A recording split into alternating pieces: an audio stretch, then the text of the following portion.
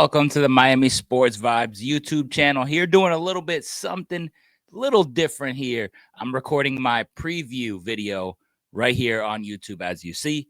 You tuned into this one. So normally I do a recap. Normally I have a live stream. Live stream is canceled for the week, but I still got the preview coming up. So this week, ladies and gentlemen, the Miami Dolphins are taking on the New England Patriots. And this preview is going to be a little bit different than the first one. Remember, in their first meeting, it is two completely different teams. We were talking about Tyler Huntley going against Jacoby Brissett. I mean, two of probably the, bottom line of quarterbacks in the NFL. And that resulted in a Dolphins win of 15-10, where, the Dolphins barely squeaked one out, winning by just a heel, as many of you guys remember. Listen, two totally different teams this time around. Obviously, 7 weeks later, they're matching up again. Division rivals always play twice.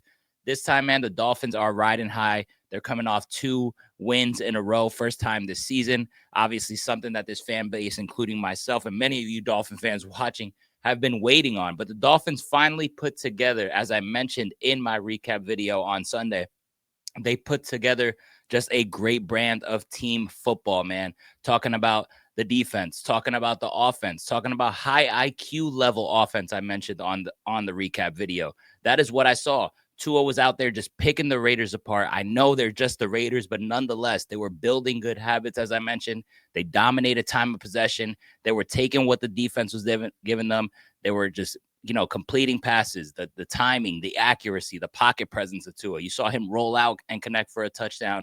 And the big plays weren't there throughout the game, but late in the game, the dagger ended up being a big play to Jonnu Smith. It wasn't Tyreek. It was Jonnu Smith taking advantage. Tua took advantage of the cover 0. And ultimately led to a touchdown. So here we are. I mean, the Dolphins are 4-6 headed to, well, they're staying at home for this one, taking on the New England Patriots. Obviously, as I mentioned before, the Patriots are a much different team than the last time around. We played them with Jacoby Brissett. Now they have their rookie quarterback in Drake May, who has shown flashes, ladies and gentlemen. All right. So this guy is no Mac Jones out there. This guy's no pushover. All right. He has produce some solid football. Obviously, you got your rookie mistakes in there. You're going to have turnovers here and there. That's bound to happen for a young quarterback in this league.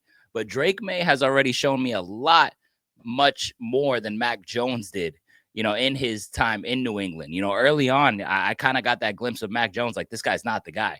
Drake May, however, I think we got ourselves, a quarterback there in New England that we're going to have to be seeing year-round, twice a year, as these division matchups always happen. So Drake May probably not ready yet, but listen, guys, we're going to have to watch out for that guy. But nonetheless, man, we do take on the New England Patriots. As I mentioned, here's Drake May's stats. I thought they were, just rookie quarterback stats. So obviously he took over, as the starter. The game in Tennessee, he finished with 206 yards, 1 touchdown. You see the 2 interceptions. As I mentioned, that's bound to happen for rookie quarterbacks in this league.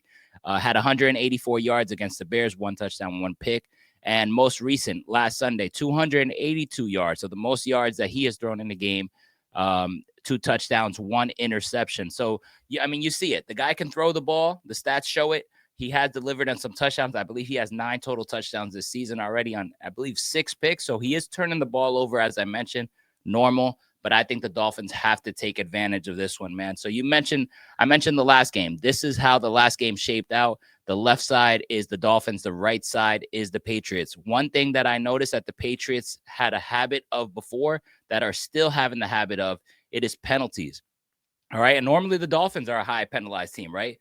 Normally it's the Dolphins. They're coming off a pretty clean game on the penalty side of the football. But you see here in week 5 matchup, the New England Patriots on the right side had 12 total penalties, gifting us 105 yards.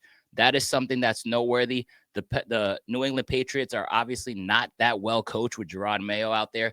They're still picking up penalties. They're a young, undisciplined football team that I think they will rack up penalties, and the Dolphins have to be ready to capitalize on those penalties. Another takeaway, time of possession. Dolphins had the time of possession 34-25 in this matchup. And the reason was because we were running the hell out of the football. I think the Dolphins should stick to this recipe. It literally got you in position to beat this, bad coach New England Patriots young team. I mean, it's a bad roster out there. The only difference is that the Dolphins weren't able to put up any points offensively because of having Tyler Huntley out there. But if you had Tua with the game plan that you designed against New England in week 5. You're talking about a Miami Dolphins, probably a 4-touchdown win. I mean, easily with Tua under center, especially seeing what Tua has done with this offense. So I think they should stick with the game plan. The game plan worked against New England. Not much has changed but the quarterback. All right. So it is a different quarterback out there, and that does matter. I don't want to say that it doesn't matter, but I mean, you have the coaching edge, you have the roster edge. Your offense is far more superior than them. They're going to gift you penalties here and there. So I think the Dolphins, this is a great matchup right now to keep building off those good habits that I mentioned in the recap. Try to get to 3 wins in a row. Remember, you're chasing the Indianapolis Colts. You're chasing the Denver Broncos in the standings. You're trying to stay above Cincinnati, trying to stay above the New York Jets. This is an opportunity now that the Dolphins have to really get to 5-6 here with 3 wins in a row, but they have to take care of business. I mentioned Tua, by the way. Tua, since he's come back, he came back against Arizona, 234 passing yards. The next game, 231. The next game against the Rams, 207. And then most recently, 288 yards, 3 touchdowns, no interceptions, which I believe, was his best performance. And the performance against Buffalo, as you see there, those were big time. So listen, Tua is back. All right. You're not dealing with the same offense that you were before. So what are my keys to victory in this game? I think the Dolphins are a way better football team. I think the Dolphins win this football game, but you cannot overlook any opponent. You could get snuck on, especially against a division opponent. You got to just go in there with that same business mentality that you did against the Las Vegas Raiders, that you did against the Los Angeles Rams, and keep this thing rolling. The Dolphins already know they have no room for error. So what are my 3 keys to victory? Number 1 is run the ball effectively. Listen, last time we had over 190 rushing yards against this New England Patriots team. And mind you, that was without Devon Achane. All right. That was strictly Jalen Wright and strictly Raheem Mostert. I mean, those 2 guys got the game ball that game. I think the Dolphins have to stay with that. Why change it? Why get too pass happy? Put the ego aside, Mike McDaniel. I get it. Passing is cool. And hell, we might have 3 passing touchdowns. But I just quite frankly think if it ain't broke, don't fix it. The New England Patriots cannot stop this running back trio that we have with Mostert, Wright, and Achane. They couldn't stop 2 of them. Now you got all 3 of them potentially playing in this game. I think you should run the ball effectively. The New England Patriots cannot stop the run. All right. I don't care what any stats tell you. I don't care if they shut this team down and this team down. Listen, they can't handle us. Run the ball, stick to the run. Don't get pass happy. That's my number 1 key. My second key, get pressure on Drake May. Rookie quarterbacks like this one has made mistakes throughout his rookie season. He throws interceptions. He is vulnerable to throwing interceptions. Be ready to capitalize. Get pressure on him. You don't necessarily have to get home on sacks, although I would love that, especially you, Chop Robinson.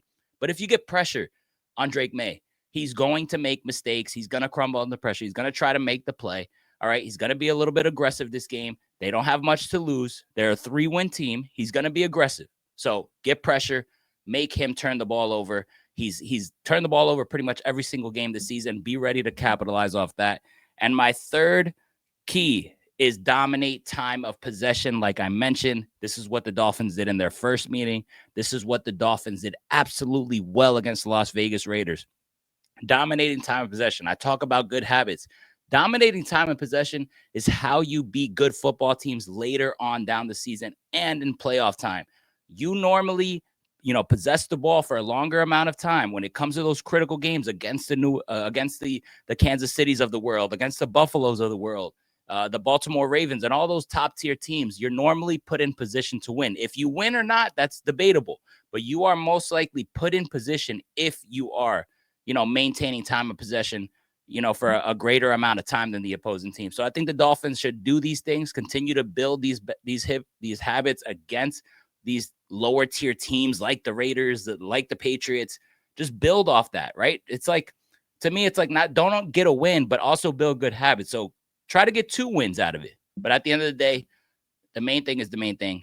Get the damn win. I think the Dolphins do so. Those are my 3 keys to victory. And I think the Dolphins ultimately win this game. I think they win this game big. They're a better team than the New England Patriots. I say they win this game 31-14.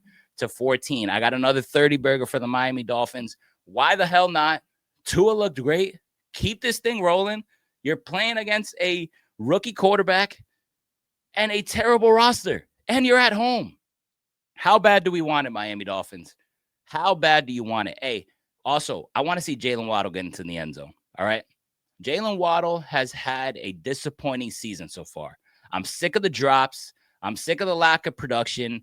I'm sick of a bunch of things. Waddle, have a good game. Wake the hell up. As I mentioned before this season started, one of my X factors and keys to the Dolphins being successful was you, Jalen Waddle.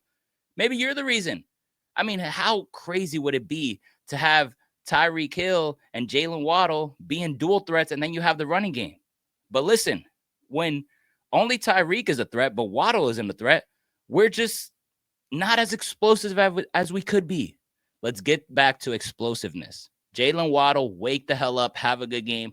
Listen, I got the Dolphins winning this one. Let me know in the comments if you agree. Let me know your prediction. Who wins and by how much? Scoring prediction as well. Let me know what you think of my 3 keys. And if you have different three keys, share them below. As always, subscribe to the channel. Hit the thumbs up button to support the channel. And I will see you guys back here for a recap of the Miami Dolphins against the New England Patriots. Fins up, everyone.